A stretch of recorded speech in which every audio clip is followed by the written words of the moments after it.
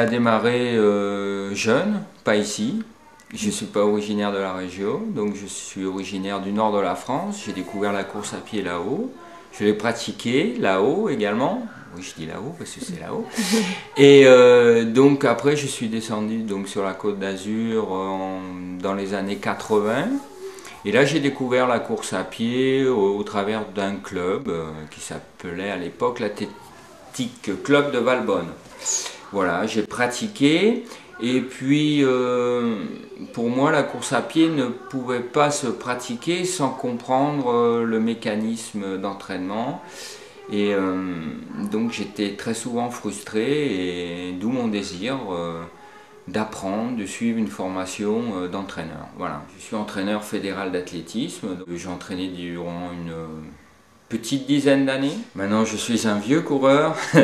Je cours vraiment en dilettante, juste pour garder la forme, terminer la compétition. J'ai réalisé à titre indicatif 1h 9,47 sur semi, 2,38 sur marathon. Je pense pas que les temps réalisés en eux-mêmes me servent, c'est surtout l'expérience d'athlète, c'est surtout le fait d'avoir suivi des entraînements.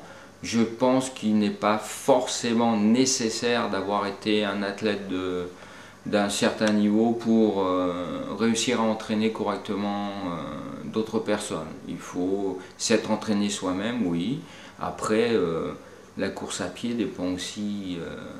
ne dépend pas seulement de l'entraînement, dépend aussi des qualités de chacun, et donc des qualités physiques, physiologiques de chacun. Et du temps aussi que l'on a à consacrer. Donc, les temps références en eux-mêmes ne sont pas forcément un gage d'être plus tard un bon entraîneur ou un mauvais entraîneur. Voilà. Il y a 7-8 ans, j'ai arrêté totalement et la course à pied et l'entraînement de la course à pied. Voilà. Et j'ai été recontacté il y a un peu plus d'un an par le président actuel de Courir en Pays de Grâce, qui est Gérard Lopez, que j'avais entraîné auparavant et qui cherchait un entraîneur pour son club. Et mon arrivée a été particulière. Elle a été d'autant plus particulière pour moi que je connaissais très bien, je vais lui rendre un petit hommage, que je connaissais très bien Thierry Charles, pour l'avoir connu il y a un petit peu plus de 20 ans, lorsqu'il est arrivé sur la Côte d'Azur. Je l'ai connu, on est arrivé presque ensemble ici, et puis on s'est retrouvés par hasard à courir ensemble dans le même club. Et donc pour moi, ça faisait vraiment très drôle d'arriver après lui, quoi. En même temps, j'étais content de revenir, et j'aurais tellement aimé ne pas revenir, ou au moins pour d'autres raisons que celle-là, quoi. Donc c'était pas évident pour moi de reprendre sa suite. Il n'était pas non plus évident aux athlètes d'accepter l'arrivée d'un entraîneur en plus dans ces conditions, parce que Thierry leur avait laissé un bon souvenir. Il les avait amenés déjà à un niveau assez élevé, et moi je le remercie donc de l'héritage qu'il m'a laissé, parce qu'il a laissé vraiment un groupe hyper sain, compétitif. Donc qu'est-ce qui a facilité mon intégration? Ça, je ne sais pas, il faudra le leur demander.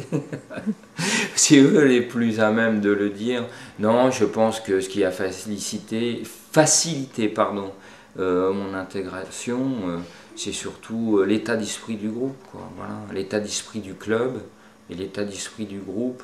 Et là, moi, il existait déjà avant que j'arrive, et j'y suis pas pour grand-chose. Je fais partie de ces entraîneurs qui pensent que bien sûr il y a une somme de travail, un volume de travail à réaliser pour atteindre un certain niveau, mais je pense qu'on peut atteindre ce niveau avec un volume minimum. Voilà. Et la meilleure façon, le meilleur outil que j'ai pour leur dire qu'ils en font trop et inutilement, c'est que certains athlètes qui suivent les plans que je propose arrivent au même résultat en faisant moins. Et je pense que là, ils comprennent rapidement, c'est ce qui se passe. Enfin, il me semble. Certains qui s'entraînaient beaucoup sont devenus à ce jour beaucoup plus raisonnables avec des résultats équivalents, parfois meilleurs. J'ai plus un rôle tampon, j'essaye de pondérer leurs ardeurs. Voilà. Et la meilleure façon de pondérer leurs ardeurs, c'est qu'ils travaillent par rapport à un objectif, qu'ils aient 1, 2, 3 objectifs par saison, pas plus, et que le restant, ce soit des courses auxquelles ils participent pour le plaisir, voilà, des courses plaisir. Mais si on n'a pas d'objectif, on s'entraîne toute l'année, toujours à fond, on ne sait jamais pourquoi, et puis on n'obtient pas de résultats probants, donc on se décourage, et puis ben, on fait comme moi, on arrête. Voilà.